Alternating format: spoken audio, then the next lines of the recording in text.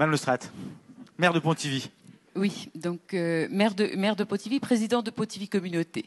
Alors Pontivy, Madame le maire de Saint-Brieuc disait que le cœur de la Bretagne était à Saint-Brieuc aujourd'hui, effectivement, mais je prétends être au cœur de la Bretagne, surtout d'une Bretagne à 5 à Pontivy, et puis cœur de la Bretagne avec l'Oudéac, parce que je travaille bien avec l'Oudéac. Parce qu'en Centre-Bretagne, nous avons toujours besoin de nous battre.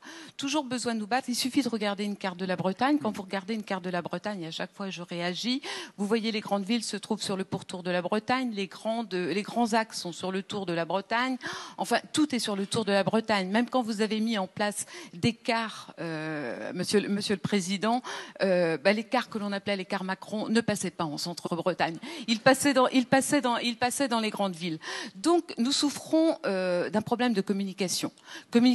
Les routes se font petit à petit, mais elles devraient être terminées depuis déjà 10-20 ans.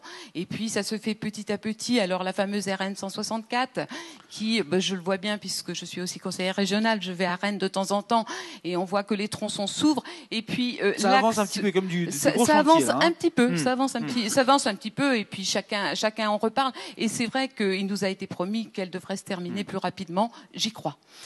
Nous avons aussi l'axe nord-sud, le fameux axe Triskel, qui part de Saint-Brieuc justement et qui redescend vers la Bretagne Sud, qui à partir de Pontivy va soit vers l'Orient, soit vers Vannes.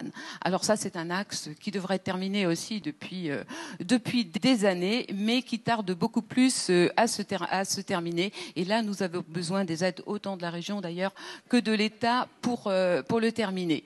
Et puis un axe qui nous manque vraiment en Bretagne centrale aujourd'hui, c'est l'axe ferroviaire. Il n'existe plus. Les trains de voyageurs ont disparu. Ils ont disparu il y a 30 ans, à un moment où effectivement, ils avaient toute raison d'être abandonnés puisque les gens ne prenaient plus le train. Mais aujourd'hui, on parle transition écologique, on parle environnement et on parle de nouveaux modes de transport. Et le transport collectif revient au goût du jour. Seulement, nous n'avons plus le train. Et à Pontivy, nous avons des étudiants, nous avons à peu près 1000 étudiants, c'est une chance de l'avoir en Centre-Bretagne quand même.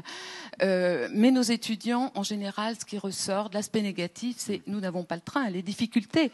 Tout le monde n'a pas forcément une voiture. Et puis, on parle de faire disparaître la voiture. Mais comment faire disparaître la voiture en Centre-Bretagne? Elle est nécessaire pour aller au travail. C'est un problème. On a parlé des problèmes de recrutement dans les entreprises. L'agroalimentaire, c'est l'essentiel de notre activité en Bretagne centrale.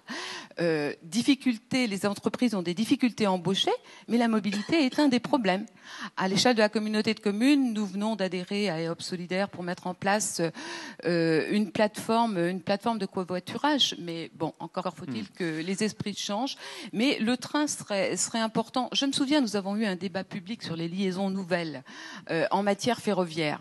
Je crois que c'est en Centre-Bretagne où le débat public a été le plus suivi. J'avais rencontré mes collègues de l'Oudéac, le maire de Carhaix, et nous avions défendu l'un des scénarios qui faisait que le TGV entrait davantage en Bretagne centrale, et nous demandions qu'à partir de cette entrée un peu plus en Bretagne centrale, un TER desserve justement toute la Bretagne centrale. Je ne demande pas qu'il soit à l'Oudéac ou à Pontivy, mais qu'il passe par Carhaix, qu'il aille jusque Châteaulin. J'ai eu l'impression que le débat était faussé, que les jeux étaient faits d'avance. Enfin,